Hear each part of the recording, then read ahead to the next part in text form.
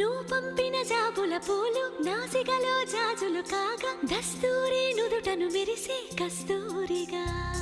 నీలేఖల అక్షరమాల నా మెడలో హారం కాగా చేరాతలు నా తల రాతను మార్చంగా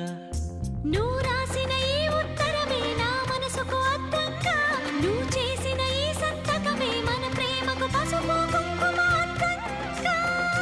గంగా నిజంగా నువ్వే నాలో సగభాగంగా